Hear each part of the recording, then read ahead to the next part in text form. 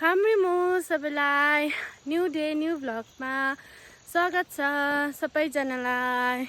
आज चाहिँ हामी बहिनी र म चाहिँ सिलिन्डर लिनु गएको हो। सिलिन्डर सकेर घरमा हामी चाहिँ रोड निक्लिसक्यो हो। के भएको टङ स्लिप पो हुन्छ।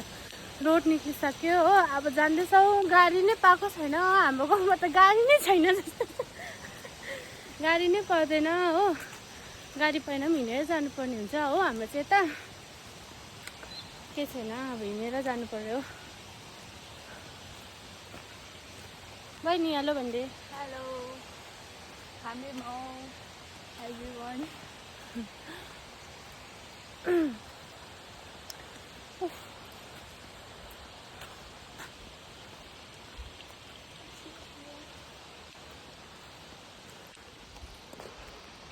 आजको वेदर चाहिँ यस्तो छ, रुखले छेलेर केही देख्दैन रहेछ।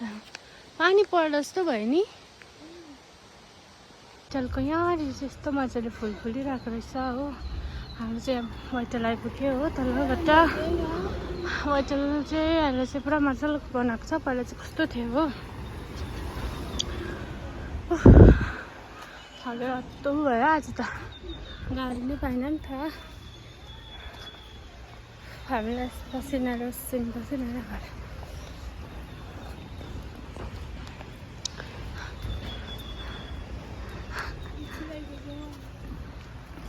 वाइटल चाहिँ यस्तो बनाएछ हो।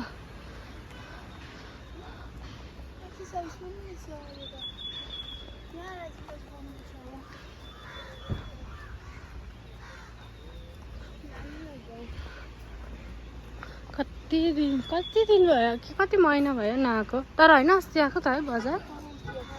तर त्यति बेला यस्तो बनाएको थिएन नि।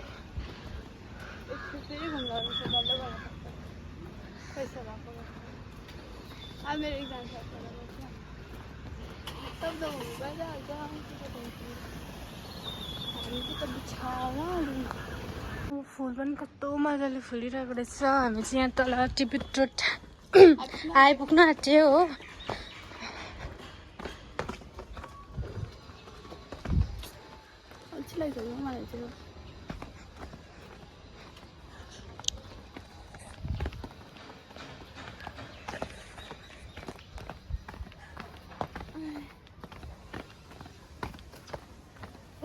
कस्तो गरम भयो कि अघि चाहिँ घाम लागेर अहिले त पानी पो छिटाउँदै पानीले कुर्छ जस्तो छ आज घामलाई।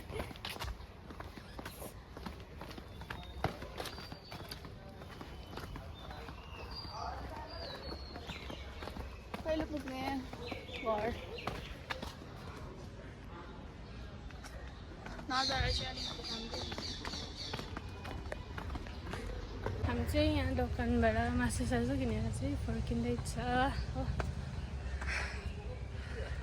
अब पर दोकानबाट चाहिँ सिलिन्डर लगेर जानुपर्ने हुन्छ हो। त्यहाँदेखि चाहिँ आधी बाटोदेखि चाहिँ बोकाइ छ मेरो चाहिँ आज चाहिँ हो।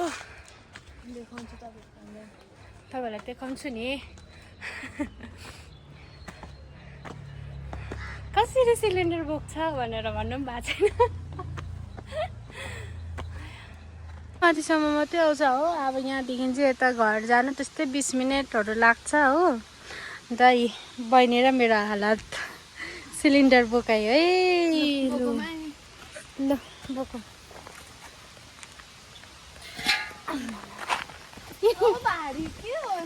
यस्तो जिन्दगी चाहिँ हाम्रो चाहिँ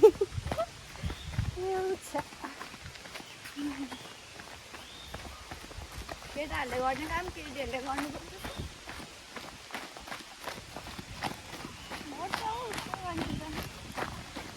मम्मी डोको लिएर आउनु हुँदैछ भने खै कहाँ आइपुग्यो अन्त हामी त हिँडेको पो आधी बाटोसम्ममा पनि हिँड्छ भनेर भिडिङ बोक्नु हो र अब सक्दैन यहाँदेखि त कति भनेर त मोर्छ। हामीले बोक्दा कस्तो साह्रो देख्छ।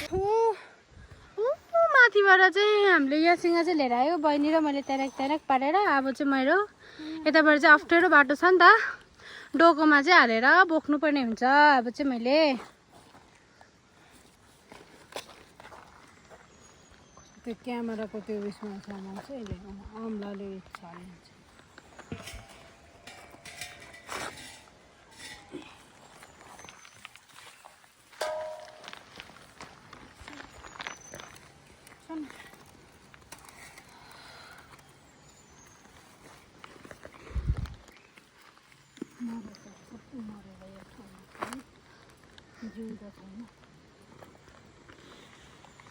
म त अब त चाहिँदैन हो दाजुहरू त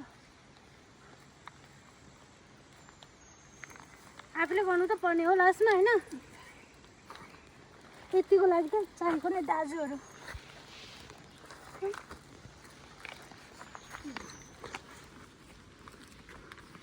क्यामेराम्यान अलिक माथि जङ्गल बाटो चाहिँ बिजोक छ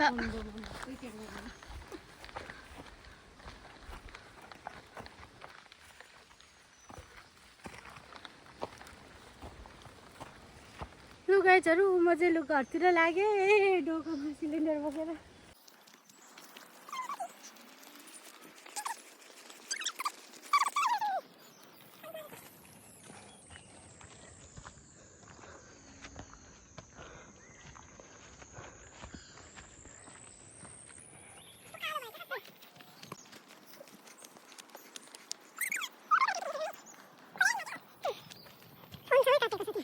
हेलो गाइस म चाहिँ बल्ल बल्ल घर आइपुगेँ हो म गरमले पसिना टुप्टु आँखा भएर बस्दैछ उठेर स्कुल जानुपर्छ भनेर पो सोचिरहेको थिएँ ए आज त छुट्टी हो त दिदीको च्यानल मन पर्यो भने लाइक कमेन्ट सब्सक्राइब गरिदिनु नभुल्नु होला